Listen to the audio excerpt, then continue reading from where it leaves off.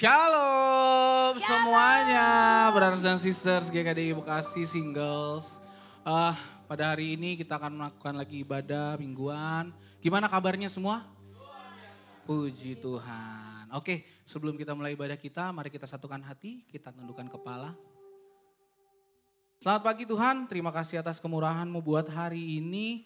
Sehingga kami di sini bisa hadir ke rumah-Mu untuk memuji dan memuliakan Engkau. Serta nanti akan mendengarkan sharing firman-Mu Tuhan. Biarlah kiranya ibadah kami pada hari ini berkenan dan bisa menyenangkan hati-Mu saja. Tuhan, Engkau jaga juga semua support system dalam ibadah kami ini. Alat-alat, sound system dan juga jaringan internet untuk yang beribadah di rumah. Biarlah kiranya semua bisa berjalan lancar dari awal hingga akhir acara ini. Di dalam nama anak-Mu Tuhan Yesus Kristus, kami telah berdoa dan mengucap syukur. Amin. Saya mau undang brothers dan sisters semua untuk bangkit berdiri. Kita naikkan satu pujian.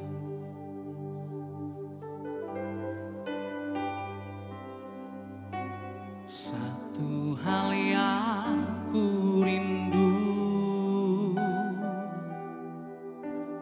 berdiam di dalam satu hal yang ku pinta, menikmati bait-Mu Tuhan. Satu hal yang ku rindu, berdiam di dalam rumah-Mu. Satu hal yang ku pinta, menikmati bait-Mu Tuhan. Lebih baik satu hari di pelataran-Mu daripada 1000 hari di tempat lain.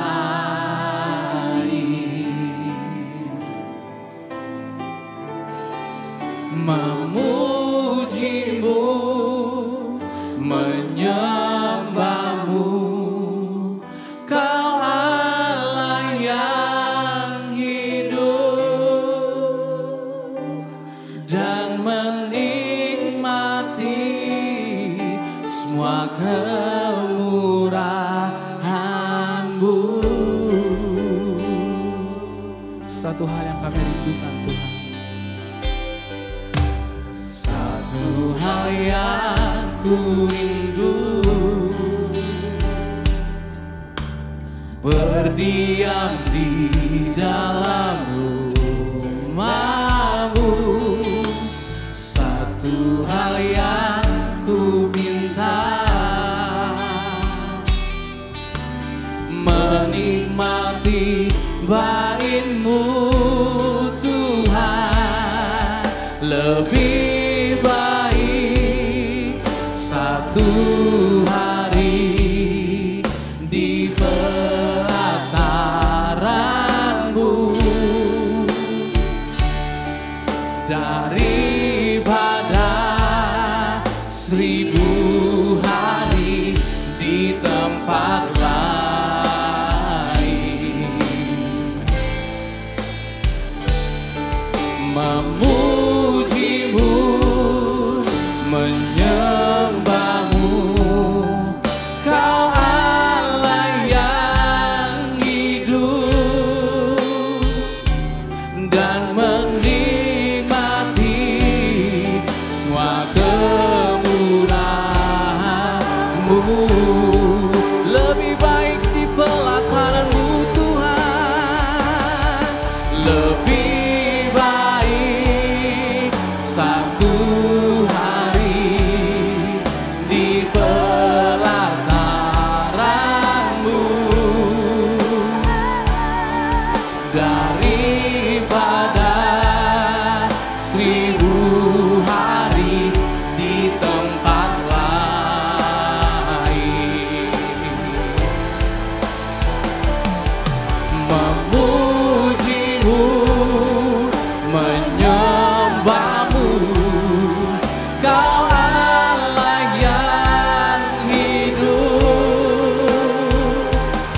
dan menikmati semua kemurahan-Mu.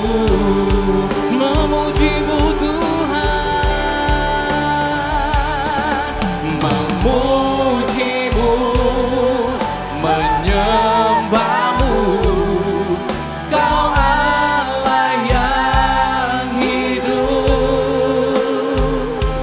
dan menikmati semua kemurahan-Mu.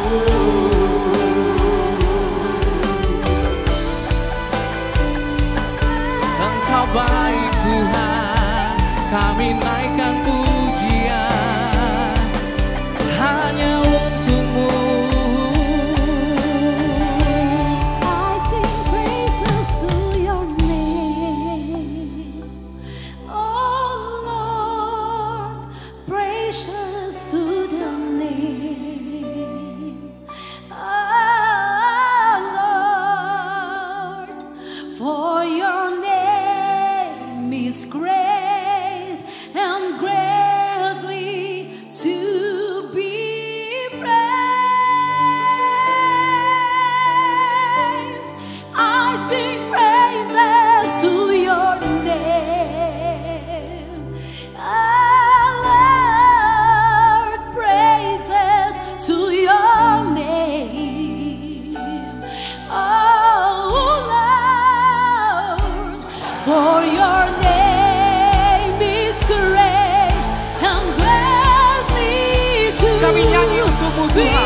praised. Nyanyi pujian bagi-Mu Tuhan, pujian bagi-Mu Tuhan, nama-Mu besar dan layak dipuji. Oh, nyanyi pujian bagi-Mu Tuhan, pujian bagi-Mu Tuhan, nama-Mu besar dan layak dipuji.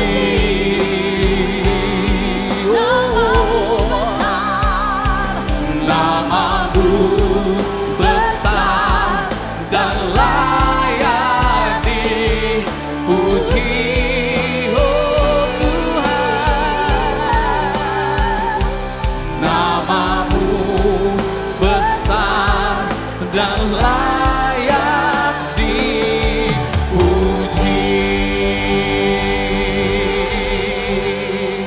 Amin. Mazmur, puji-pujian dari Daud. Aku hendak mengagungkan Engkau ya Allahku, ya Raja. Dan aku hendak memuji nama-Mu untuk seterusnya dan selamanya.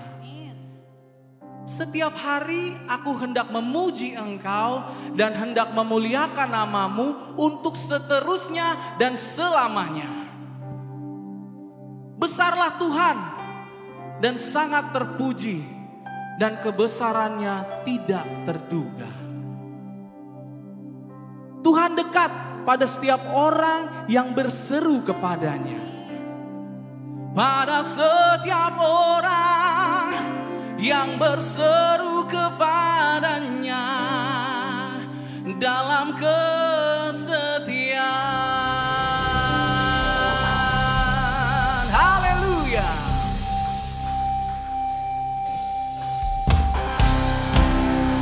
Come on.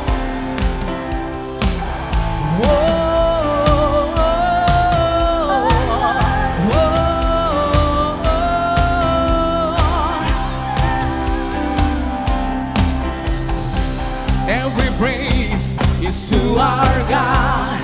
Every word of worship with one accord. Every praise is to our God. Sing hallelujah to our God. Glory, hallelujah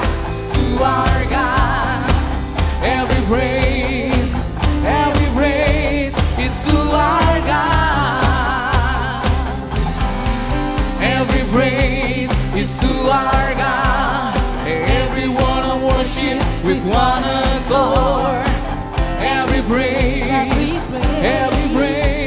is to our God. Sing hallelujah. Sing hallelujah to our God.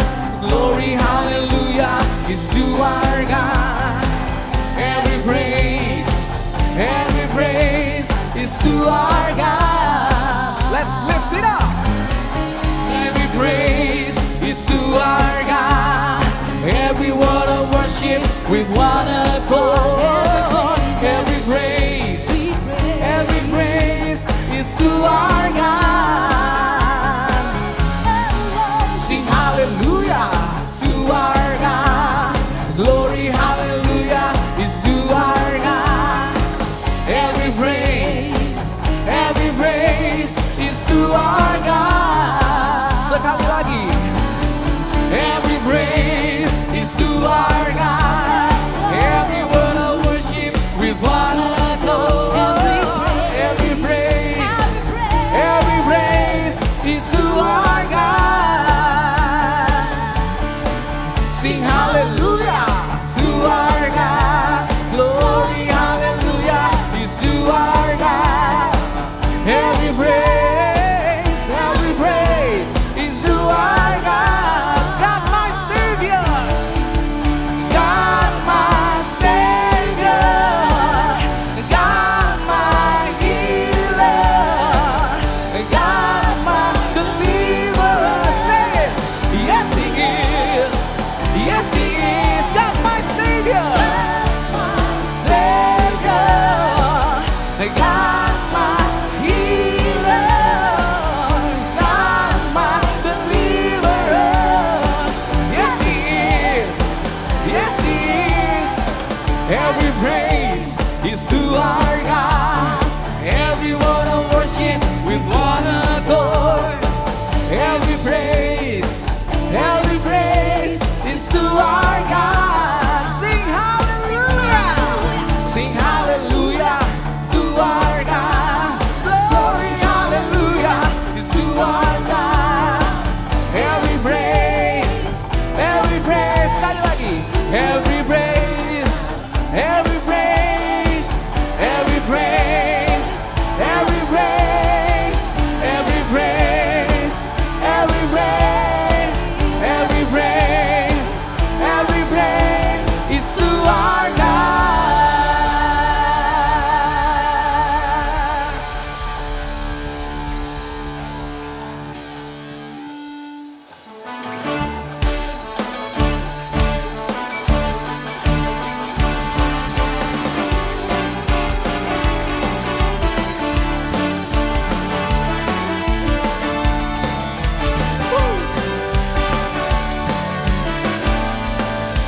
Yesus jalan kebenaran dan jalan kehidupan, itu yang Yesus katakan. Aku percaya, amin. Di dalam namanya ada keselamatan kekal. Yesus jalan kebenaran, Yesus jalan kebenaran dan jalan kehidupan, itu yang Yesus katakan. Aku percaya, amin. Di dalam namanya ada keselamatan kekal. Glory, hallelujah. Glory, hallelujah. Glory, hallelujah. Glory, hallelujah. Glory, hallelujah. Di dalam namanya ada keselamatan kekal. Yesus jalan kebenaran, Yesus jalan kebenaran dan jalan kehidupan, itu yang Yesus katakan. Aku percaya, amin. Di dalam namanya ada keselamatan kekal. Sekali lagi ya. Yesus jalan kebenaran dan jalan kehidupan, itu yang Yesus katakan. Aku percaya, amin. Di dalam namanya ada keselamatan kekal. Glory, hallelujah. Glory, hallelujah. Glory, hallelujah. Glory, hallelujah. Glory, hallelujah.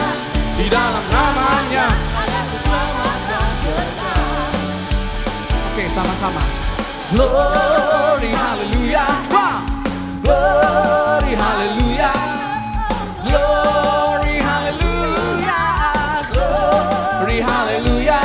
Di dalam namanya ada keselamatan kekal. Lebih semangat lagi ya, sekali lagi. Glory, haleluya. Glory, haleluya. Glory, haleluya. Glory, haleluya. Di dalam namanya ada keselamatan kekal. Glory, haleluya. Glory, haleluya. Glory, haleluya. Glory, haleluya. Di dalam namanya ada keselamatan kekal. Di dalam namanya, di dalam namanya ada keselamatan kekal. Di dalam namanya ada keselamatan kekal.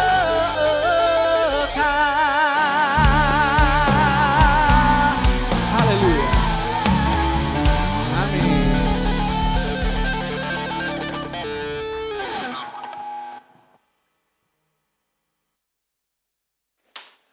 Selamat hari Minggu semuanya.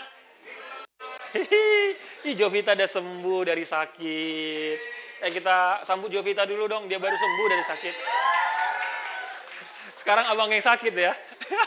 Dari tadi pagi, maaf ya tenggorokan abang lagi nggak terlalu ini ya, nggak terlalu sehat karena habis konser semalaman di kamar mandi. Jadi habis sendiri tenggorokannya. Fit juga lagi batuk-batuk tadi. Kita doa ya untuk Fit juga nanti bisa sehat ya. Terus pokoknya kami lah sekeluarga lagi nggak enak badannya. Tapi bersyukur bisa ngobrol depan kalian lagi. Karena kenapa? Kalau saya sakit nanti tertular, kalian juga bisa kena. Ya, nggak, semoga bukan virusnya yang tertular, tapi firman Tuhannya yang tertular buat kita semua. Amin. Nah, sebelum kita masuk kepada khotbah, saya mengajak kita bersama-sama bersatu dalam doa. Tuhan, betapa kami bersyukur menjadi pribadi yang dipilih oleh Engkau, menjadi pribadi yang Kau tuntun Tuhan. Kau bawa sampai kami ada di tempat ini, bersama-sama berkumpul memanggil Engkau sebagai Bapa Tuhan dan Raja kami. Betapa beruntungnya kami Tuhan, karena di tengah banyaknya opsi yang mungkin Engkau pilih, menjadi anak Engkau dan menjadi murid Engkau. Kau memberikan kami sebuah hak istimewa, menjadi anak Engkau lebih daripada yang lain. Tapi kami percaya Bapa bahwa kerinduan Engkau, seperti Engkau katakan di Matius, bahwa tidak ada satupun anak Engkau yang tidak diselamatkan. Tidak ada satupun anak Engkau yang hilang. Bapak. Beberapa bulan terakhir Tuhan kami banyak belajar tentang bagaimana kami mengasihi Engkau lebih. Bagaimana kami mengasihi satu dengan yang lebih. Tapi hari ini, di bulan ini Tuhan, kami ingin belajar. Bagaimanapun kami makin lebih lagi mengasihi orang-orang yang hilang.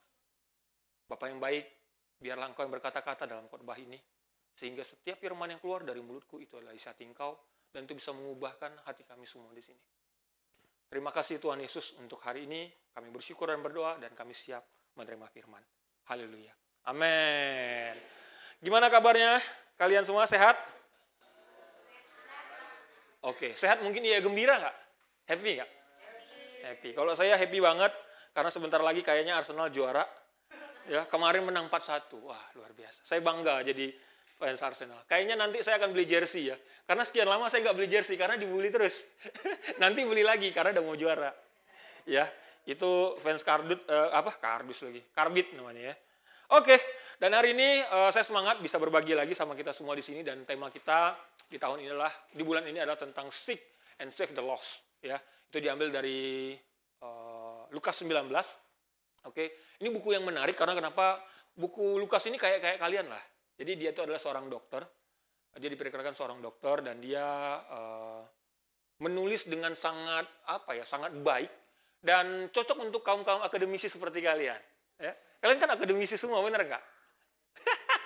Amin lah ya, gitu. Jadi kalau kalian baca ini, abang yakin sih akan paham. Kalian kayak baca buku biologi aja sebenarnya. Ya, jadi nggak terlalu sulit. Sambil kita pun harus lihat ya konteks yang terjadi pada waktu itu seperti apa. Itu akan bantu kita akan ngerti buku ini. Ya, dan tema abang di khotbah hari ini adalah tentang bagaimana kita bisa melihat the heart for the lost. Ya, abang akan ambil sedikit mundur ke belakang dari kejadian yang dituliskan oleh Lukas ya di Lukas 19. Abang akan ambil beberapa sampel di Lukas 15. Tujuannya apa? Tujuannya kita ngerti, kita mau save and seek the lost itu, tapi the lost itu siapa? Gitu. The lost yang dimaksudkan Tuhan ini apa sih? Gitu. Apakah orang-orang di luar sana ataukah siapa? Nah, hari ini Tuhan itu sebenarnya udah gambarkan dengan jelas. Beberapa tipe orang yang lost. Nah, kalau di TikTok tuh Tuhan Yesus buat tuh tipe-tipe orang yang lost gitu. Yang pertama, gitu kan biasanya. Kan gitu kan, tipe-tipe murid di GKDI, ya itu muncul tuh beberapa gitu. Ya, dan yang lost pun Tuhan ceritakan sebenarnya secara apa ya, secara eksplisit tentang bagaimana seorang lost itu kita bisa lihat. Oke? Dan ini buku yang menarik jujur buat saya secara pribadi, karena buat abang secara pribadi 12 tahun menjadi murid Yesus, abang tahu itu bukan perjalanan yang pendek untuk mengenal Tuhan, tapi juga bukan perjalanan yang cukup untuk bilang saya udah kenal Tuhan. Oke? Jadi ada hati Tuhan yang abang sendiri jujur banyak banget lihat dari sini. Dan abang berharap hati Tuhan terhadap yang lost ini kita pun bisa dapatkan. Nah, akan ada dua cara kita bercermin dari khotbah hari ini. Yang pertama, ini akan menjadi self-assessment buat kita pribadi. Apakah kita adalah bagian dari yang the lost itu atau tidak? Cara pandang kedua, bagaimana kita merespon yang the lost ini? The lost itu nggak serta-merta semua orang di luar sana. Nanti abang akan bagikan. Abang akan buat, kita akan kayak belajar biologi. Walaupun kalian tahu ya, biologi itu pelajaran paling abang nggak suka. Tapi abang harus belajar biologi. Abang harus belajar kebudayaan pada masa itu. Nanti abang akan share sama kita semua ya. Dan abang berharap ini benar-benar bisa bantu kita sama-sama sehingga kita benar-benar bisa merespon dengan cara Tuhan merespon. Oke, itu diambil dari Lukas 15. Nah, sebelum abang ceritakan tentang poin yang pertama, abang mau ceritakan dulu tentang kepada siapa dia berbicara. Oke, jadi Lukas 15 ini ditujukan untuk tiga tipe orang. Oke, kalau misalnya kalian baca, ada tuh di Lukas 1 sampai Lukas 3-nya diceritakan tentang tiga orang ini, kepada siapa dia berbicara. Yang pertama, dia berbicara kepada orang berdosa dan para pemungut cukai. Ya, audiensnya waktu itu salah satunya adalah orang berdosa dan para pemungut cukai. Orang kedua yang join di situ adalah ahli-ahli Taurat. Ya, yang ketiga adalah orang-orang Farisi. Jadi itu audiensnya. Jadi ini perlu kita lihat kenapa Yesus bicara seperti ini, karena audiensnya adalah tiga orang ini. Misalnya, ya, audiens abang tuh orang Batak, nggak mungkin abang ngomong bahasa Minang. Jadi dia akan menggunakan istilah-istilah yang gampang diterima oleh orang Batak. Nah, begitu juga cara Tuhan bekerja. Dia itu gunakan istilah-istilah yang gampang orang-orang waktu itu paham. Ya, Tuhan itu kayak apa ya? Mungkin kayak ekonom yang tinggi banget, yang besar banget.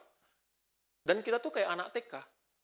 Dan gimana caranya supaya dia nyambung sama kita? Dia gunakan istilah-istilah yang dekat sama kita. Supaya kita paham. Misalnya ya, kalau misalnya Ibu Sri Mulyani kita suruh ngomong di depan anak TK. Menurut kalian anak TK paham nggak? Enggak. Karena sebegitu besarnya hikmat dia. Sebegitu tingginya dia. Tapi dia harus ngomong dengan cara yang gampang supaya kita bisa paham. Nah, inilah penggambaran yang orang Israel pada waktu itu sebenarnya bisa lihat. Tapi kita sulit mungkin untuk melihat karena kita nggak ada di masa itu mungkin. Kita nggak pernah punya pengalaman itu mungkin. Makanya kita jadi nggak tahu apa maunya Tuhan. Amin. Tapi abang hari ini akan bantu kita ngelihat tentang tiga tipe ya, yang hilang itu kayak apa. Dan bagaimana responnya Yesus terhadap orang hilang itu. Oke, poin abang yang pertama, domba yang hilang. Oke, kita baca di Lukas 15 ayat 4 sampai 5. Siapakah di antara kamu yang mempunyai 100 ekor domba dan jikalau ia kehilangan domba di antaranya, seekor domba di antaranya, tidak meninggalkan yang 99 ekor di padang gurun dan pergi mencari yang sesat itu sampai ia menemukannya. Dan kalau ia telah menemukannya, ia meletakkan, ini kuncinya nih, ia meletakkan di atas bahunya dengan gembira. Ya, jadi kita mungkin nggak paham. Ya Bang John, 1 di antara 100 nggak terlalu meaningful lah. Ya, misalnya kita punya uang 10.000, ya hilang 100 rupiah nggak terlalu meaningful kan, cuma 1%. Kita bisa bilang mungkin duit kita 1 juta ya, hilangnya cuma 10.000. Come on lah, kalau mau beli sesuatu juga ada /999 ya kan, jadi masih beli. Masih bisa kebeli kita. Cuma 1.000 kok, 10.000 kok. Masih bisa kita. Kita bisa beranggapan, ya kecil kok ini, enggak satu hal meaningful. Kenapa? Karena kita memposisikannya, cara pandangnya sebagai orang Indonesia, bukan sebagai orang Israel. Jadi kita nggak tahu seberapa besar peran dari seekor domba itu. Seberapa berharga seekor domba itu. Nah, abang mau ceritakan sedikit tentang domba. Kalian udah pernah ya abang tayangkan tentang video tentang domba, bener nggak? Ya, tentang bagaimana dia jalan tuh ngasal-ngasal, dia cuma bisa ngadap lurus, ada halangan di depannya dia bisa tabrak. Pokoknya dia harus lewat karena memang domba itu digambarkan orang sebagai sesuatu yang abang harus bilang binatang yang bodoh, ya, karena dia cuma bisa ikut instruksi. Tapi hari ini abang akan jelaskan lebih detail, tapi udah nggak ada video, kan udah nonton videonya kemarin. Bosan ya kalau misalnya abang khotbah lagi tayangin video lagi gitu. Oke, tapi abang jelaskan tentang kenapa domba itu jadi berharga banget, walaupun cuma satu. Oke, abang jelaskan dulu tentang karakter domba. Karakter pertama dari domba itulah hewan yang mengikuti yang lain seakan-akan mereka buta. Jadi domba itu gampang ikut-ikutan. Misal ya, ada 5 ekor domba. 10 ini ya. Gak lucu buat kalian, gak apa-apa lah. 10 ekor domba. Kita taruh sini sebuah tali. 5 ekor domba yang pertama jalan, dia akan lompat. Dia akan lompat misalnya. Tapi setelah domba ke-6, kita tarik talinya. Kalian tahu apa yang dia akan lakukan? Dia akan tetap melompat. Dia akan tetap melompat. Nggak gitu ya, itu muluk namanya. Nggak muluk banget. Dia akan lompat, karena dia apa? Gampang ikut-ikutan. Domba itu gampang ikut-ikutan. Nah, sama kayak manusia itu gampang banget ikutan. Gampang banget ikut-ikutan. Apa contohnya? Contoh kemarin, kita sedih, jujur abang sedih dengan kondisi U20 nggak jadi, Piala Dunia U20 nggak jadi di Indonesia. Tapi kita bisa ikut-ikutan, semua kita komen. Instagram Ganjar kita serang, wow tiba-tiba komentarnya ratusan ribu di Instagram Ganjar. Padahal kita nggak tahu poin sebenarnya itu apa sih, entah itu semua udah didesain kah sebenarnya atau gimana. Nggak tahu, abang sedih nggak sedih, tapi apakah itu jadi alasan untuk kita berbuat buruk? Karena kita ngikut-ngikut sama yang lain. Gampang banget. Kita tuh kayak domba, gampang ngikut-ngikut sesuatu. Ya sekarang trennya lagi apa? Pamer kekayaan, kita pengen pamer kekayaan. Yang pekerja investasi bodong, kita nggak tahu, pokoknya kita ikut aja. Ternyata itu investasi bodong, gampang banget. Manusia tuh ngikut-ngikut. Makanya Tuhan itu selalu gambarkan kita tuh kayak domba, karena kita sebenarnya banyak ketidaktahuannya. Sepintar apapun kita, saya yakin, kalau misal kita tanya ya, misalnya Bang David ya, anak UTB gitu ya. Kalau kita tanya secara fair sama dia, menurut Bang David, lebih banyak yang kamu tahu apa yang kamu nggak tahu? Tentang apa aja, tentang dunia ini. Lebih banyak yang kamu tahu apa lebih banyak yang kamu nggak tahu? Iya, selalu ada di part itu. Kita pasti selalu lebih banyak nggak tahunya daripada tahunya. Sepintar apapun kita, Bapak Ibu. Bapak Ibu lagi, kebawaan di merit kan. Adik-adik. Lebih banyak nggak tahunya. Dan lebih banyak ngikut-ngikutnya. Makanya Tuhan memandang kita tuh seperti domba yang memang tak berpengetahuan. Tapi ini menariknya Yesus. Dia itu jarang mandang orang jahat. Dia itu mandang orang tidak berpengetahuan lebih dulu. Lebih daripada seorang yang jahat. Apa buktinya Bang John? Waktu dia mati di kayu salib. Dia cuma bilang sama Tuhan, Tuhan ampuni mereka, sebab mereka tidak tahu apa yang mereka perbuat. Jadi cara Yesus memandang sama manusia ini cuma kayak nggak tahu aja, ya udahlah. Karena dia menganggap orang ini nggak tahu, ruang pengertian dan ruang kasih dia besar. Cara dia mau lihat manusia itu jadi panjang gitu kasihnya. Karena cuma dianggap sebagai orang tidak tahu. Nah ini mungkin mirip waktu kita lagi study Bible sama orang, bantu orang belajar Alkitab, kenal Tuhan. Cara pandang kita harusnya melihat mereka hanya sebagai orang nggak tahu. Kita mungkin juga dulu ya waktu study ya, saya yakin nggak di antara kita semua benar-benar niat study itu benar-benar kenal Tuhan. Mungkin ada yang dulu ya udahlah karena ada teman, ya udahlah diajak, aduh nggak enak. Tapi dia jadi murid Yesus juga. Karena apa? Karena kita nggak mau mandang kalian sebagai orang jahat, walaupun kalian tadinya nggak mau kenal Tuhan awalnya. Cuma dianggap sebagai orang tidak tahu. Abang sama teens, sekarang sama Kak Ledi sama kampus ya, cuma bisa ketawa kadang-kadang kalau kalian buat keputusan sendiri ya. Nggak pakai helm kemana-mana, bawa motor. Kecelakaan. Mau klaim asuransi nggak bisa. Nah, tanya tuh, Johan namamu? Jason, sorry, Johan lagi. Tanya Jason, kamu mau pakai asuransi paling mahal sekalipun, tapi kalau kamu nggak pakai helm, kamu nabrak.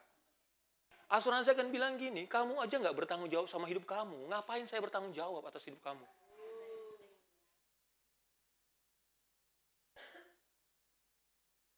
Sesederhana itu. Kita banyak nggak tahu. Akhirnya ya pengalaman hidup lah yang mengajarkan kita. Makanya Abang sama Kak Ledi, ya udahlah kalau misalnya orang luntang-lantung pergi ke sana kemari, kita ketawa-ketawa aja sambil doa, Tuhan, dia memilih sekolah kehidupan lebih daripada sekolah murid Yesus. Biar kehidupan yang menghajar dia dan memberitakan tentang kebaikan Tuhan Yesus sama dia. Makanya kami sekarang nggak mau sedih, nggak mau stres kalau orang nggak mau ikut Tuhan.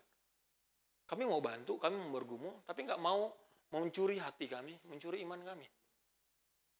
Karena mau posisikan diri kami melihat, ya cuma nggak punya pengetahuan aja. Kayak domba aja. Yang jalan sesuka dia, lalu akhirnya jatuh, lalu berdampak buruk buat dia. Mungkin Tin sama kampus relate banget. Karena kenapa? Karena banyak keputusan-keputusan yang lucu yang kita buat, akhirnya buat kita makin jauh dari Tuhan. Mungkin yang di singles, mengenai pinjaman online, kita nggak tahu buruknya gimana. Akan bisa di-cover sama yang lain. Kita pikir bisa di-cover sama ini, bisa di-cover sama ini.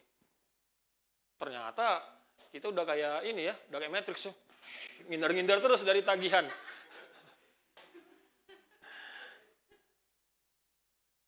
Tapi karena kita nggak tahu aja, ternyata waktu kita akumulasikan, kita kalkulasikan, gede banget ternyata utang kita. Udah belasan puluhan juta mungkin. Hanya karena kita tidak tahu. Tuhan pandang orang-orang yang hilang ini, domba yang hilang ini, sebagai domba yang tidak berpengalaman dan tidak berpengetahuan. Apa karakter kedua domba? Ini Abang tulis di situ. Dia itu hewan yang punya emosi, bisa mengenali suara gembalanya. Ya, ini kekuatan domba, Dek. Jadi di tengah dia cuma bisa jalan lurus, dia agak bodoh ya, Bang sebutnya. Dia itu punya kemampuan yang baik, yaitu apa? Dia bisa kenal dengan detail siapa suara gembalanya. Abang udah pernah tayangin videonya ya, waktu ada satu orang manggil satu gembala, dia nggak mau dengar. Tapi waktu gembalanya datang, manggil mereka semua, dengar dia, datang dia, lari-lari dia. Kalian udah pernah lihat video itu sebelumnya. Itu kemampuannya dia. Nah, pilihannya adalah bagaimana kita benar-benar bisa dekat sama gembala kita yang benar. Karena kita cuma mampu dengar itu. Apa yang buat kita susah dengar maunya Tuhan? Kita pilih gembala yang lain masalahnya. Gembala kita siapa? Influencer kita. Artis favoritnya kita. Semua kita ikutin sama dia. Dia ngomong apa udah kayak sabda Nabi buat kita. Pasti kita punya alasan lain untuk bilang enggak. Karena apa? Karena kita milih gembala itu. Bagian kita adalah bisa dekat sama si gembala yang benar. Karena kemampuan kita itu cuma itu. Kita mampu mengenali gembalanya kita. Apalagi, poin nomor 3 Abang tuliskan di situ. Domba itu bukan hewan yang kuat. Domba tidak pernah didesain untuk membawa beban. Dia itu bukan kayak kuda, bukan kayak sapi, yang didesain untuk bawa sesuatu di pundaknya. That's why Tuhan datang. Sebagai gembala, dia yang bawa dosa kita, dia yang bawa beban kita. Bagian kita cuma ninggalin. Dia yang bawa itu semua, dia yang pikul itu semua di kayu salib.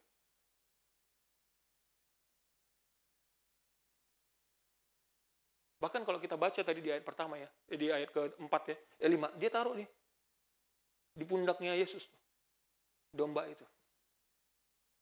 Kita nggak pernah desain bawa beban kita sendiri. Waktu kita berbeban berat, Tuhan bilang, datang kepadaku semua, yang berbeban berat, letih lesu, datang kepadaku. Aku akan berikan kelegaan. Apa yang keempat? Domba itu mudah puas. Ya, domba itu hewan yang mudah banget puas. Oke. Kalau misalnya ada 2 sungai ya, ini sungai yang pertama, sungai kedua, seekor domba jalan bersama rombongannya, dia akan langsung datang ke sungai yang paling pertama dia jumpai. Walaupun itu kotor. Dia akan minum dari situ, padahal dia cuma butuh 2 langkah lagi untuk dapat air minum yang bersih. Dia gampang banget puas, dapat sesuatu, wah langsung dinikmatin. Paling nggak tahu itu benar apa enggak, itu baik apa enggak. Makanya dia butuh gembala supaya ngedorong dia ke sini. Menuntun dia ke air yang bersih. Kalau di Mazmur 23 dia bilang ke air yang tenang. Pokoknya ada air, mau deras dia, mau jorok dia akan ke situ. Gampang puas domba itu. Kayak manusia, gampang banget puas.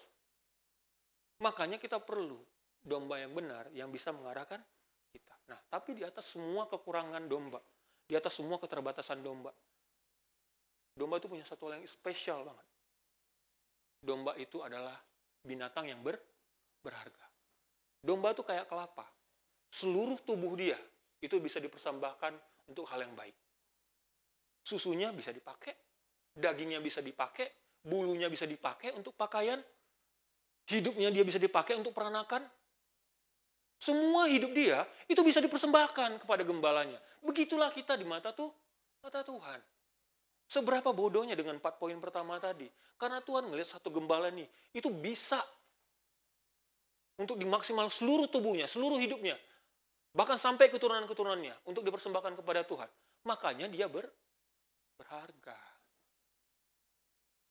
Mungkin kita bilang, 99 masih ada di sini. Satu doang yang hilang. Dari satu itu ada banyak generasi baru yang bisa dihasilkan. Yang hidupnya, seluruh hidupnya, itu bisa dipersembahkan kepada Tuhan.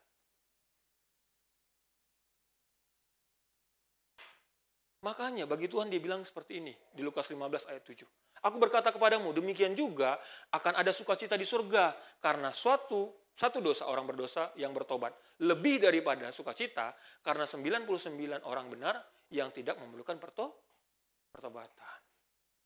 Ini yang saya sampaikan tadi dalam doa. Tuhan tuh nggak pengen satu anaknya pun itu hilang. Dia nggak pengen satu anaknya pun tidak diselamatkan. Dia akan tinggalkan yang 99 lagi untuk cari satu domba. Makanya saya setuju banget. Yang paling Tuhan inginkan dari kita adalah pertobatan dan keintiman sama Tuhan. Yang paling Tuhan inginkan itu adalah dia melihat kita ada di pundaknya dia. Kita bersandar di pundaknya Tuhan. Kita dibawa sama Tuhan, kita dekat sama Tuhan. Tuhan lebih rindu pertobatan, lebih daripada kisah-kisah pertobatan kita. Tuhan mau taruh kita semua ada di baunya dia.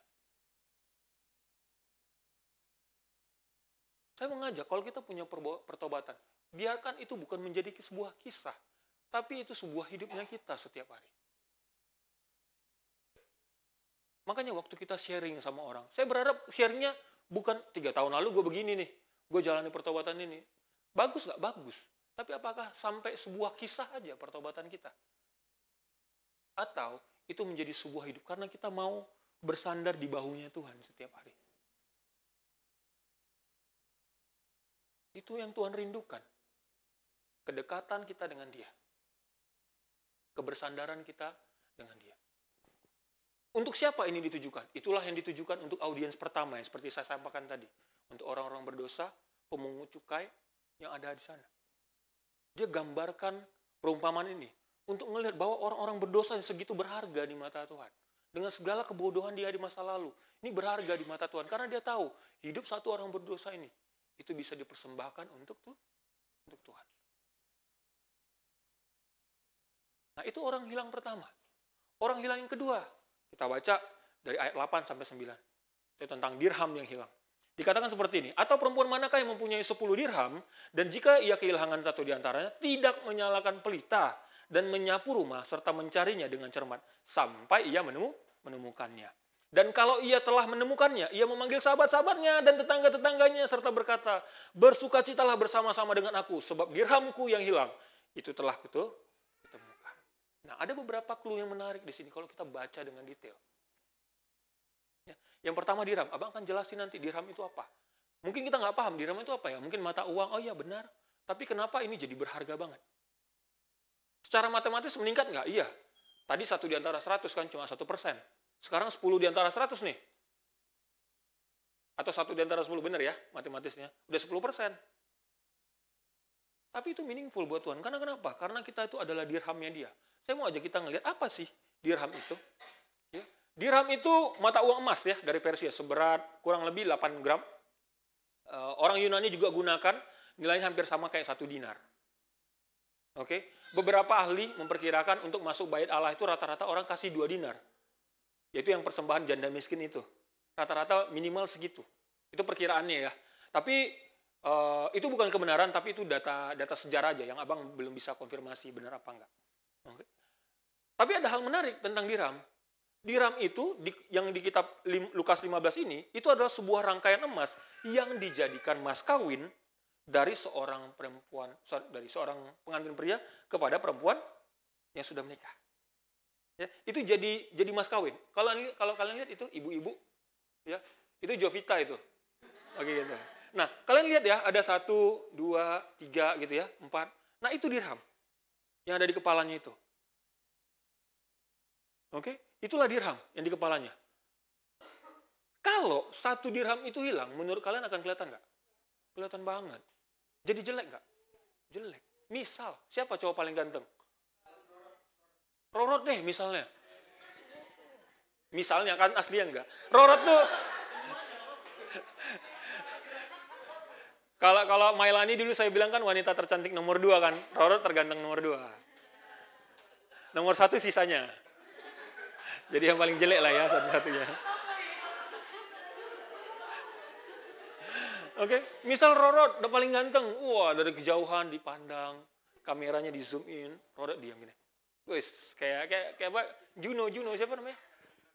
Enggak, Jeno. Gitu. Dia berdiri gini, diam. Terus habis itu Rorot gini. Habis itu senyum dia, ompong ternyata. Wah, tiba-tiba lunturlah kita akan keindahan Rorot. Akan kecantikan Rorot, ternyata giginya nggak ada 1 atau 2. Jadi jelek banget. Nah, kabar buruknya, ini sama kayak dirham. Waktu kita pakai di sini, taunya bolong sini 1, hilang. Itu jadi jelek. Nah, kabar buruknya, dirham ini kalau kalian lihat, dia tuh hilang di rumah sendiri.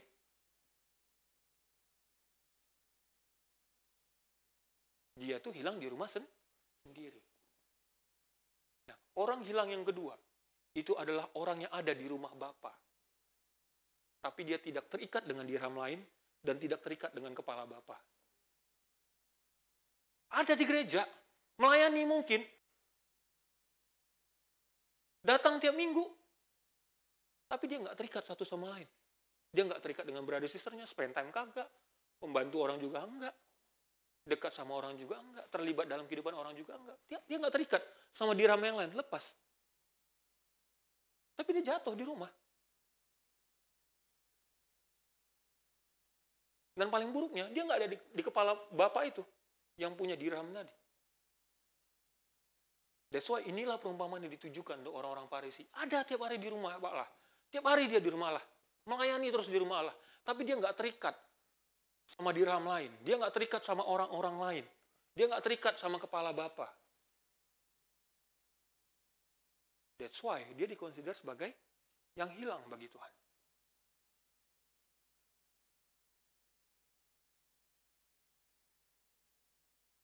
Tapi ada satu hal yang menarik banget kalau kita baca ya di ayat 8-9 tadi. Ini cara mundur dikit. Nah, mundur dikit. Saya mau jelaskan sedikit tentang bagaimana cara Tuhan memandang dirham yang hilang ini. Yang pertama, kalau kita baca dengan detail di situ, dikatakan,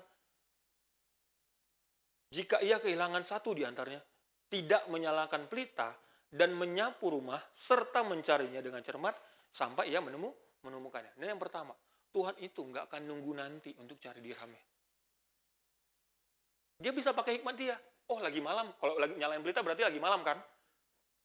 Dia bisa, ya udah besok pagi aja. Kan masih bisa, besok pagi terang, kelihatan semuanya. Besok pagi aja. Masih banyak waktu. Mungkin orang masih bisa bantuin saya. Tapi apa yang Tuhan bilang? Tuhan nggak membiarkan diri dia bilang besok. Dia nyalakan pelitanya. Ini sering nih kita temukan. Waktu Tins bilang, nantilah bang, zaman kampus. Kayaknya nanti aku lebih banyak waktu. Kayaknya aku nanti lebih, lebih bisa lah bergaul sama orang. Karena sekarang di Tins aku masih ya gini-gini lah bang. Sampai nanti di Tins, duh bang, uang kuliah nggak ada, uang sekolah nggak ada. Waktu juga nggak ada, tugas terus. Nantilah bang, kalau kerja. Nanti kalau aku udah ada uang, enak tuh kan kemana-mana disuruh, bisa tuh. Nginjil di sini, nginjil di situ bisa. Study di sana, study di sini bisa. Ketemu orang di sana, ketemu orang di sini bisa. Kenapa? Udah punya kendaraan aku nanti bang. Udah bisa cicil motor atau cicil mobil. Sampai kuliah, sampai kerja. Wah nantilah bang. Karirku lagi naik-naiknya nih. Ya untung kalau beneran naik ya. Lagi naik-naiknya nih. Cicilan banyak nih, harus bayar pay later. Aduh Tuhan. Banyak orang kerja, cari duitnya setengah mati, habisinnya setengah sadar gitu. Nantilah bang, lagi disuruh bos. Nanti kalau aku udah nikah ya, kayaknya kalau udah nikah karirku bagus, aku jadi manajer, aku jadi VP, jadi anak buah kayaknya bisa nyuruh orang. Nah, naik dia, jadi manajer, puji Tuhan kalau naik ya. Jadi manajer, jadi VP. Wah bang, nantilah banyak banget tanggung jawab. Udah punya anak lagi nih, ngurusin anak aja repot, suami lagi, istri lagi. Nantilah. Kalau Piwa kan udah pensiun tuh banyak tuh waktu enak. Pindah ke Piwa. Ada yang masih sini belum nyampe, udah nggak ada lah ya. Baru pindah ke Piwa. Pindah ke Piwa gitu. Waktu mau pindah ke Piwa, mau jalannya udah susah nih. Oh mau bilang, nanti kapan tapi ya? Langsung mikir ya. Nanti kapan ya? Mau nyelamatin orang lagi, udah nggak bisa bergerak. Gitu. Mau diajak nongkrong, ya nongkrong. Gue makan aja sekarang susah. Ajak kemana? Nongkrong di warung kopi. Nggak bisa minum gula, nggak bisa makan gula, roti nggak bisa dimakan. Semua jadi pantangan. Tenaga juga nggak ada. Aduh, anak saya lagi di luar kota nggak ada yang nganter. Mau bilang nanti tapi udah nggak ada waktu. Mau kapan? Sampai orang sadar ternyata bilang nanti itu nggak pernah buat orang bisa lakuin sesuatu kok. Makanya saya pernah khotbahkan ini, iblis tuh nggak pernah larang kamu taubat. Iblis tuh suruh kamu taubat, tapi nanti. Nantinya kapan? Ya udah nanti lagi aja.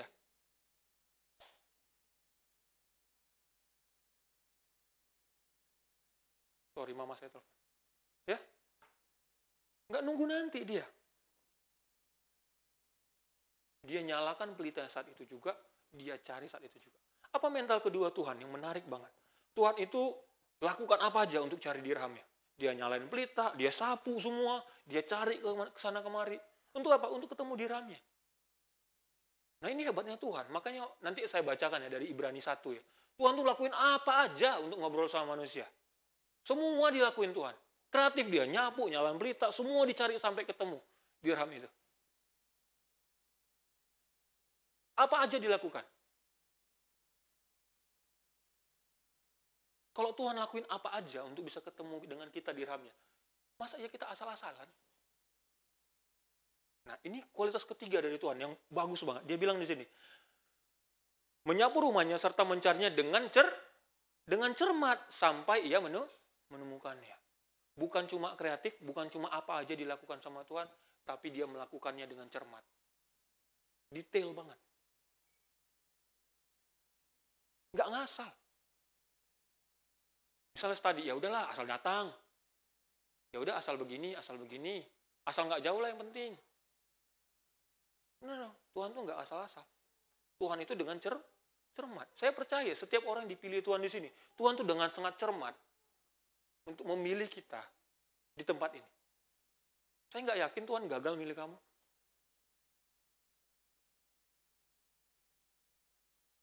Tuhan dengan sangat hati-hati, dengan sangat cermat, biar semuanya itu membuat kita ditemukan sama Tuhan. Makanya saya suka nih di slide 10 ya, tentang Ibrani 1 yang saya sampaikan tadi. Ibrani 1 dek. Ibrani 1. Next. Oh itu Ibrani 1 tadi ya? Yang Ibrani 1 sorry. Yang Ibrani. Ya ini dia, sorry. Nggak kelihatan sama saya. Makanya dikatakan seperti ini bagus banget ayatnya. Dibilang sama Tuhan, setelah pada zaman dahulu Allah berulang kali ya. Dan berbagai cara berbicara kepada nenek moyang. Dengan perantaraan nabi-nabi, maka pada zaman akhir ini ia telah berbicara kepada kita dengan perantaraan anaknya yang telah ia tetapkan sebagai yang berhak menerima segala yang ada. Oleh dia, Allah telah menjadikan alam semesta. Semua berbagai cara berulang-ulang dipakai Tuhan. Untuk apa? Untuk ngobrol sama manusia. Untuk connect sama manusia. Berbagai macam cara dia lakukan. Saya jujur suka sama sistem pemuridan di kita. Ya, dulu sebelum GOG, apalah namanya abang lupa ya. Apa? GTG, God the Gospel, ya. God of the Gospel. Lalu kita berubah jadi GOG. Ya, lalu berubah jadi GOG 1.0. Lalu sekarang berubah lagi jadi GOG 2.0. Karena kenapa? Semuanya berevolusi, nggak stagnan di situ-situ aja proses pemuridan kita. Kita harus kreatif. Untuk apa? Kita harus cermat. Untuk apa? Ya bisa Mbak menjangkau orang-orang ini. Berbagai cara dilakukan. Karena kenapa? Karena sebegitu berharganya dirham itu. Kalau nggak ada dirham itu, jelek. Kalau dirham itu hilang di rumah sendiri, jelek banget. Completely jelek. Let's say gereja ini penuh. Semua sampai naik-naik di pundak gitu ya misalnya. Tapi nggak semuanya melekat satu dengan yang lain. Nggak semuanya berada di kepala Bapa. Jelek. Lebih baik isinya 2-3 orang, tapi ada Bapa. Melekat sama Tuhan. Kayak Rorot yang ganteng tadi, tahu-tahunya ompong. Jelek banget.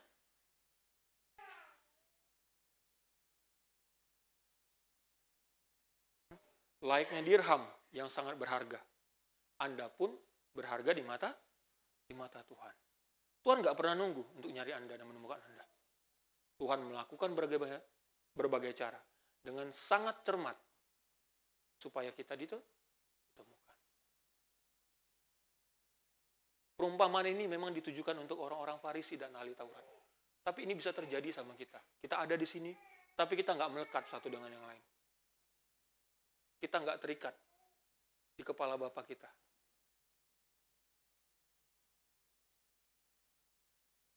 Attitude kita gimana? Kayak yang dicontohkan sama Tuhan. Lakukan segala cara, kreatif, cermat carinya. Itulah yang kehilang, orang hilang yang kedua. Yang ketiga siapa? Ya, ini anak yang hilang. Ya, abang bacakan di ayat 8-9 aja ya. Maka bangkitlah ia dan pergi kepada bapaknya ketika ia masih jauh. Ayahnya telah melihatnya, lalu tergeraklah hatinya oleh belas kasihan. Ayahnya itu berlari, mendapatkan dia, merangkul dan mencium dia. Sorry, ini bukan ayat 9, 8-9 ya. Nanti abang perbaiki ayatnya ya. Tapi itu pasti di ayat setelahnya. Nah ini ditujukan untuk orang yang dulu kenal sama Tuhan, intim sama Tuhan, dekat sama Tuhan, akhirnya pergi. Lalu mau kembali intim sama Tuhan. Nah, ini kalian paham gitu. Tuhan itu nggak anti sama orang mau kembali sama Tuhan. Dia tuh nggak pernah anti sama orang yang meninggalkan dia. Malah dia bilang, dia berlari mendapatkan dia, merangkul dia, dan mencium dia. Kenapa? Karena dia punya belas kasihan. Respon berbeda ditunjukin sama abangnya. Dikatakan di ayat 31-32. Maka marah anak sulung itu. Dan ia tak mau masuk. Lalu ayahnya keluar dan berbicara dengan dia. Katanya kepadanya, anakku, engkau selalu bersama-sama dengan aku. Dan segala kepunyaanku adalah kepunyaanmu. Kita patut bersuka cita dan bergembira. Karena adikmu yang telah mati menjadi hidup kembali. Ia telah hilang dan didapat kembali. Nah, ini cara pandang kita terhadap orang hilang. Kita penuh belas kasih atau kita kayak orang sulung? Penuh amarah.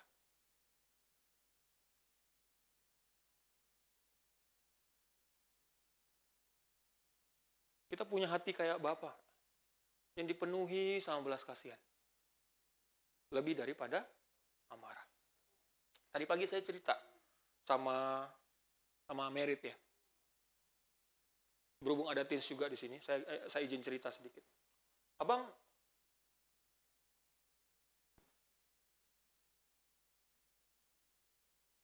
tadi harus konfront orang tua kalian, anak-anak teens. Khususnya orang tua yang merasa mentor-mentor teens itu lebih peduli sama satu orang, lebih daripada yang lain.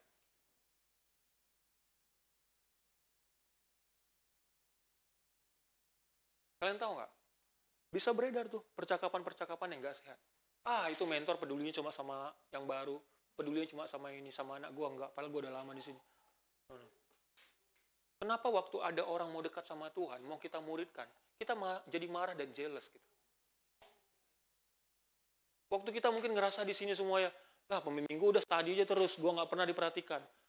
Kenapa jadi marah kita? Ada orang mau dimuridkan sama pembimbing kita. Kenapa kita jadi jealous? Saya yakin prioritas kita sebagai pembimbing cuma satu, dia mau dulu apa enggak? Kalau dia mau, saya yakin nggak akan ada pembimbing yang mau nolak. Tapi kalau kita memang udah nggak mau, masanya kita seret-seret. Ada yang jelas-jelas mau dibantu dekat sama Tuhan. Tapi kita pilih menghabiskan waktu sama yang nggak mau dekat sama Tuhan.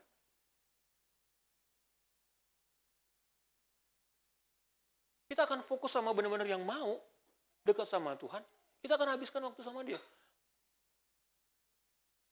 Bukan karena kamu lama di sini, makanya kita habisin waktu sama kamu, bukan.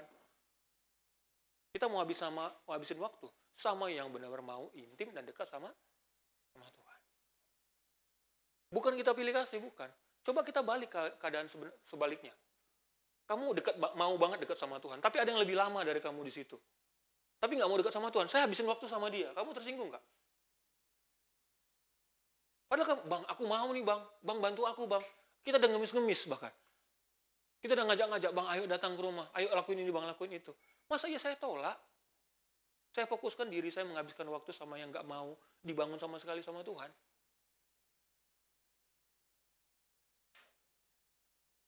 Dari perumpamaan ini, saya bingung, yang hilang itu sebenarnya siapa?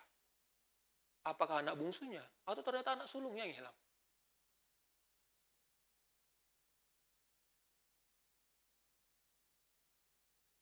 Hari ini saya berharap kita tuh punya hati kayak Bapa. Waktu kita ngelihat ada orang hilang kembali, sambut aja, penuh kasih aja sama mereka.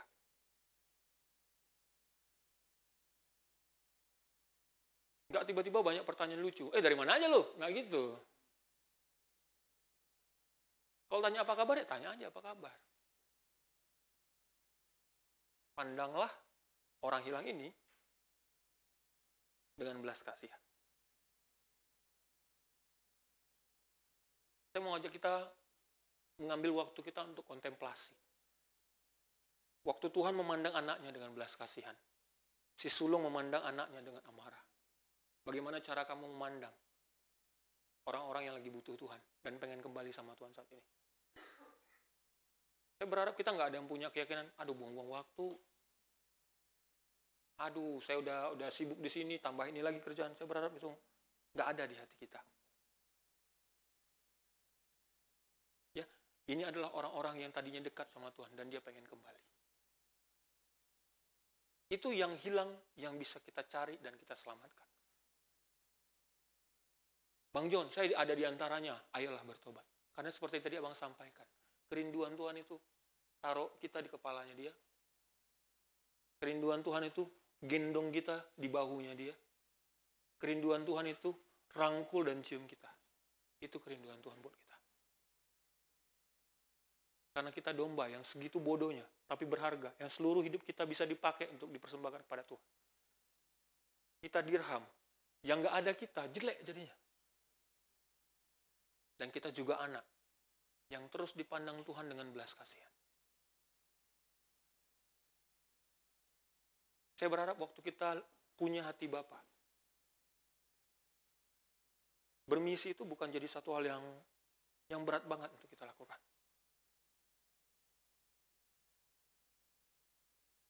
Saya akan simpulkan dalam satu slide. Domba yang hilang itu ditujukan untuk para pemungut cukai, orang-orang berdosa. Tapi cara Tuhan memandang, orang-orang ini punya masa depan. Orang-orang ini berharga. Orang-orang ini cuma nggak tahu apa yang mereka perbuat. Untuk dirham yang hilang, ini adalah perumpamaan untuk ahli orang Taurat dan ahli Farisi. Ahli Taurat dan orang Farisi. Dan dia akan melakukan segala cara dengan cermat untuk menemukan orang ini. Dan dia nggak tunggu nanti. Waktu dia lihat hidup saudaranya dalam kesusahan, bukan kesusahan, dalam dosa yang dia nikmatin, dia nggak tunggu nanti, ngobrol aja. Dan untuk anak yang hilang, itulah orang-orang yang sudah dekat sama Tuhan dan ingin kembali intim sama Tuhan. Dan dia memandang dengan belas kasihan, bukan dengan amarah. Saya berharap 3 kualitas Yesus ini itu hadir di hati kita. Sehingga setiap apapun jenis orangnya, mau dia domba hilang, mau dia dirham hilang, mau dia anak yang hilang, kita merespon dengan benar.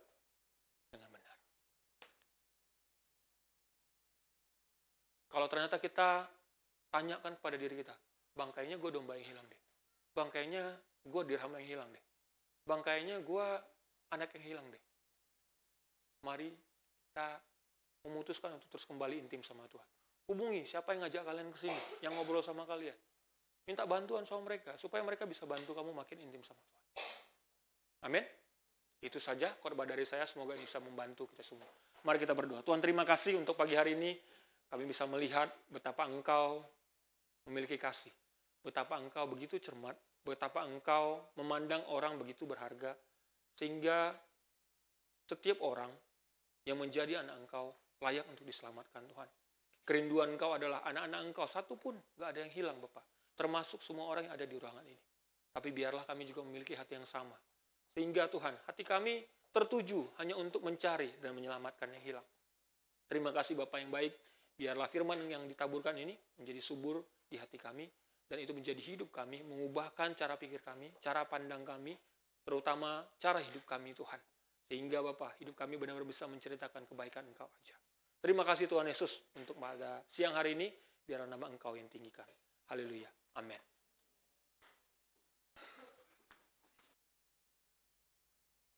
Ya, terima kasih kepada Pendeta Joni yang sudah menyampaikan firman Tuhan di siang hari ini. Saya belajar perlu sadar bahwa hidup saya ini berharga di mata Tuhan. Dan bagaimana untuk saya bisa hidup maksimal sesuai yang Tuhan mau. Saya perlu memilih gembala yang benar, yaitu Yesus Kristus itu sendiri. Saya perlu segera ambil respon yang tepat. Mencari dan menemukan ketika saya melihat itu berharga. Seperti apa kata firman Tuhan. Kita akan masuk dalam prosesi perjamuan kudus. Saya mengajak brother sister, teman-teman, kita bisa menyiapkan hati kita. Kita siapkan roti dan anggur kita. Bagi yang belum mendapatkan roti dan anggur, Asyir bisa membantunya. Mari kita renungkan arti salib dalam kehidupan kita masing-masing. Saya mengajak kita untuk bisa ambil waktu untuk merenungkan ini 1-2 menit ke depan.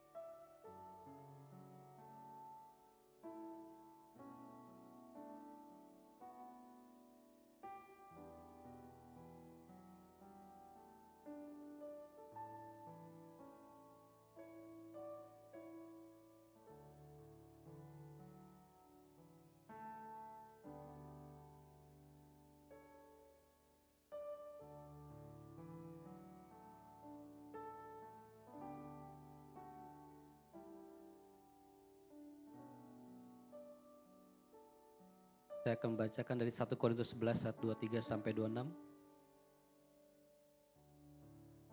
Sebab apa yang telah kuteruskan kepadamu, telah aku terima dari Tuhan, yaitu bahwa Tuhan Yesus pada malam waktu ia diserahkan, yang mengambil roti. Mari kita ambil roti kita. Nah sesudah itu ia mengucap syukur atasnya, ia memecah-mecahkannya dan berkata, inilah tubuhku yang diserahkan bagi kamu, perbuatlah ini menjadi peringatan akanku. Mari kita makan dengan ucapan syukur.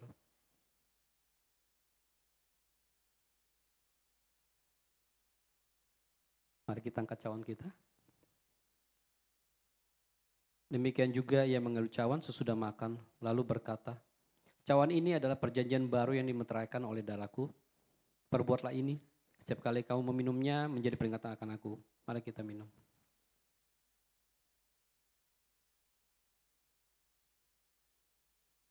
Sebab setiap kali kamu makan roti ini dan minum cawan ini, kamu memberitakan kematian Tuhan sampai ia datang. Mari kita satukan hati kita berdoa. Tuhan, terima kasih ya Tuhan untuk siang hari ini. Saat bersyukur Tuhan buat firman yang begitu membantu hati kami ya Tuhan. Kami disadarkan Tuhan betapa ya hidup kami sangat berharga di mata Engkau Tuhan. Saking berharganya Tuhan, Kau relakan anak Engkau Tuhan untuk menebus setiap kami. Perjamuan kudus siang hari ini Tuhan membuat kami juga merenungkan kembali ya Tuhan. Betapa berharganya kami di mata Engkau. Biar Tuhan hati kami pun juga boleh punya hati seperti Engkau Tuhan. Yang mau merespon dengan benar, dengan tepat Tuhan. Ketika kami menyadari bahwa diri kami terhilang. Ketika kami menyadari bahwa teman-teman kami atau sekeliling kami terhilang. Biarlah kami boleh punya respon yang benar Tuhan. Kami mau segera Tuhan ambil tindakan untuk kami mencari dan menemukannya Tuhan. Sehingga mereka pun boleh Tuhan dibantu Tuhan. Dan kami pun juga bisa dibantu untuk kembali dekat dan intim dengan Engkau Tuhan. Terima kasih Tuhan. Biar perjamuan kudus ini menjadi satu komitmen baru buat kami ya Tuhan. Kami mau punya sikap hati yang benar di depan Engkau. Terima kasih Tuhan. Kami mau serahkan Tuhan untuk acara ibadah selanjutnya ke dalam tangan Engkau saja. Hanya di dalam nama Tuhan Yesus Kristus kami sudah berdoa ucap syukur. Amin. Ya brother sister, sebelum kita mengakhiri ibadah ini, saya akan mengajak kita untuk melihat beberapa pengumuman di 1 minggu ke depan.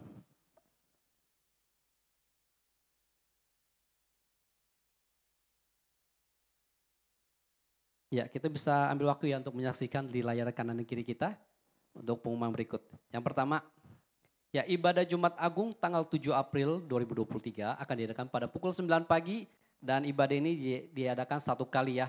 Dengan tema kasihnya cukup. Jadi setiap kita bisa datang tepat pada waktunya dan kita bisa hadir, ajak saudara-saudara kita untuk kita bisa beribadah bersama-sama. Dan selanjutnya ibadah Paskah tanggal 9 April juga akan diadakan pukul 9 pagi dan juga sekali saja ibadahnya. Kita bisa ajak teman-teman kita juga ya untuk bisa hadir dan beribadah bersama. Ibadah Paskah ini dengan tema menceritakan kasih-Mu. Dan selanjutnya, ya leaders meeting tanggal 3 April 2023 akan diadakan pukul 19.30 via Zoom. Setiap leaders bisa menyediakan waktunya untuk bisa ikut leaders meeting di hari Senin ya, besok. Nah selanjutnya, ya Red Light Singer Nusantara. Ya ini yang ditunggu-tunggu, saya percaya setiap singers menunggu ini ya. Kabar baiknya kemarin Bapak Pendeta Guntur sudah pergi ke Bali untuk survei tempat-tempat yang ruangannya, hotel-hotelnya bagus banget. So bisa nabung dia sekarang ya, karena Red ini akan diadakan pada tanggal 28 September sampai 1 Oktober, 4 hari 3 malam di Bali. Untuk info selanjutnya bisa hubungi kontak Bapak Pendeta Andreas di nomor 0822 9494 9436. Yang selanjutnya SEACC, Southeast Asia Campus Conference. Ya ini untuk campus ya, jadi akan ada red juga ya. Dengan tema Radiant, tanggal 19 sampai 22 Juli 2023 di Jakarta dengan biaya 770.000.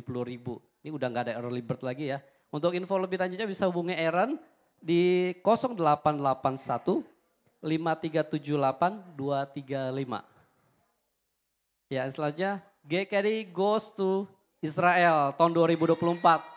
Ini masih lama juga ya. Jadi bisa ada kemungkinan tuh bisa nabung lagi nih. Hopefully beberapa dari single atau nanti dari kita di tempat ini campus kalau bisa mau ikut juga boleh ya. Nabungnya berat ya. Oke, jadi ya akan diadakan turnya ke Israel ya. Perjalanannya selama 11 hari dan diadakan pada tanggal 29 Oktober sampai 8 November 2024. Bagi yang membutuhkan informasi dan hendak melakukan pendaftaran bisa dilakukan untuk menghubungi kontak Bapak Taufik di nomor 0812 990 3741. Yang selanjutnya audisi Song Ministry. Ya bagi kalian brother sister yang sudah ngerasa wah nih bakat gua nih, talenta gua nih untuk main musik atau nyanyi, segera ini kesempatan jarang-jarang nih ya. Di tahun ini baru pertama kali diumumkan ya ada. Nanti bisa hubungi kontak Rorot Purba ya di 0813 6287 3689.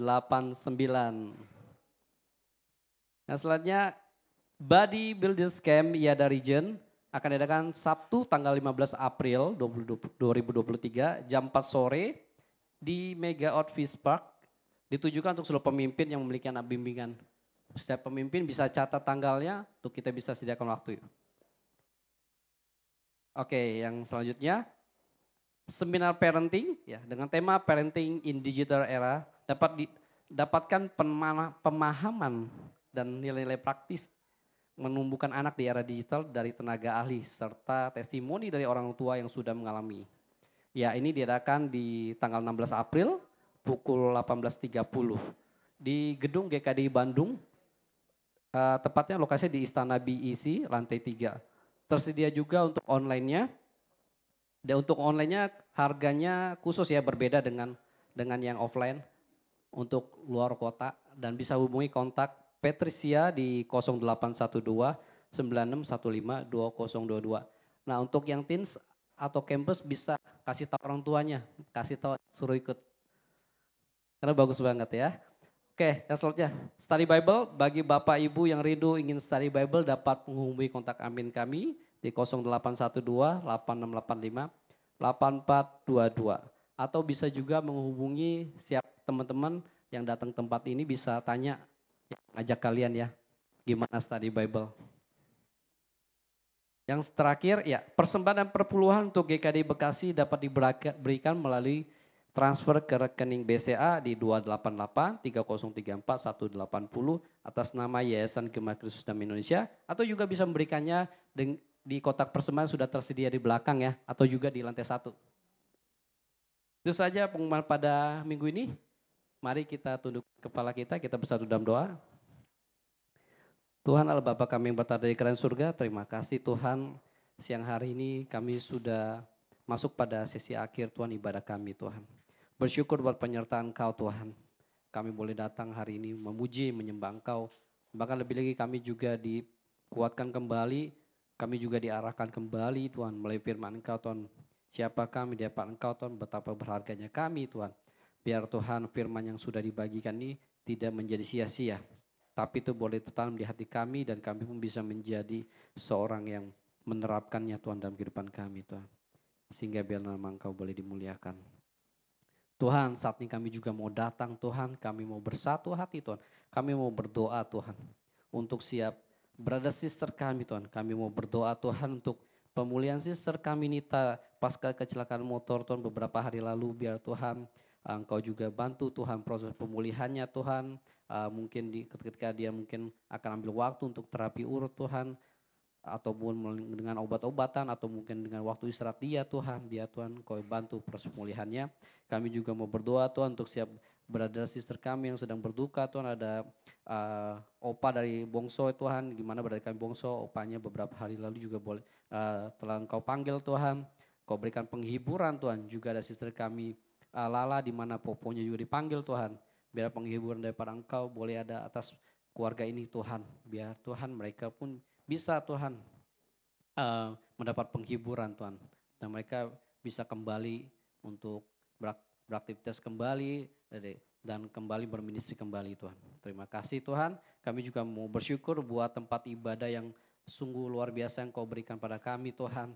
Kalau kami bisa menikmati Tuhan di ruangan yang nyaman ini. Kami percaya Tuhan ini semua karena kebaikan Engkau. Kami juga mau berdoa untuk proses pembangunan nanti di lantai 4 ya Tuhan. Biar Tuhan Kau campur tangan Tuhan. Biar segala sesuatunya Tuhan dari segi dana, dari segi orang-orang nanti akan melakukan renovasinya Tuhan. Biar Kau pimpin Tuhan. Biar kami juga pun sebagai jemaat bisa bersatu hati Tuhan. Untuk kami bisa lakukan bagian kami Tuhan. Kami bisa memberikan perpuluhan kami Tuhan, persembahan kami Tuhan. Sehingga itu bisa dipakai Tuhan untuk memperoleh kerajaan Kau Tuhan. Tuhan kami juga mau berdoa Tuhan untuk bangsa kami Tuhan, bangsa Indonesia ini Tuhan. Bersyukur Tuhan kalau Engkau boleh pimpin sampai tahun 2023 ini Tuhan. Melalui Presiden kami Bapak Jokowi Dodo Tuhan. Biar Tuhan hikmat daripada Engkau juga boleh turun atas dia Tuhan. Di dalam memimpin bangsa ini Tuhan. Biar ada kebijaksanaan yang daripada Engkau saja Tuhan. Boleh Tuhan ada atas Pak Jokowi dan boleh ada pimpinan Pak Jokowi boleh membantu Tuhan, siap jajarannya juga Tuhan untuk bisa punya satu visi yang sama Tuhan untuk memajukan bangsa ini Tuhan.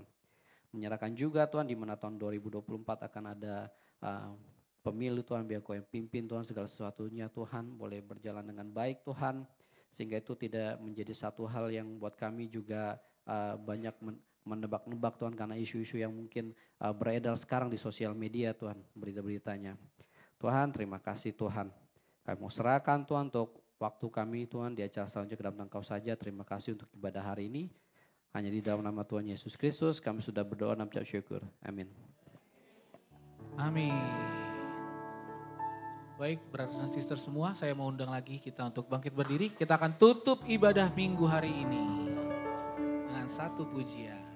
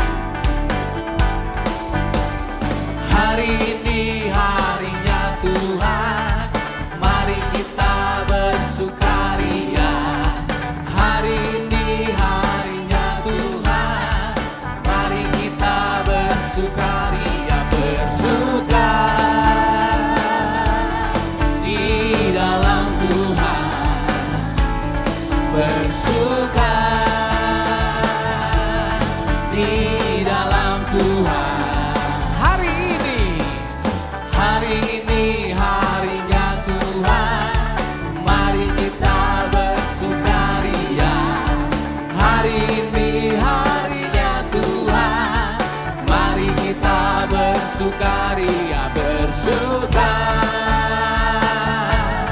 di dalam Tuhan, bersuka di dalam Tuhan. Hari ini harinya Tuhan, mari kita bersukaria. Amin. Selamat hari Minggu, happy Sunday untuk kita semua.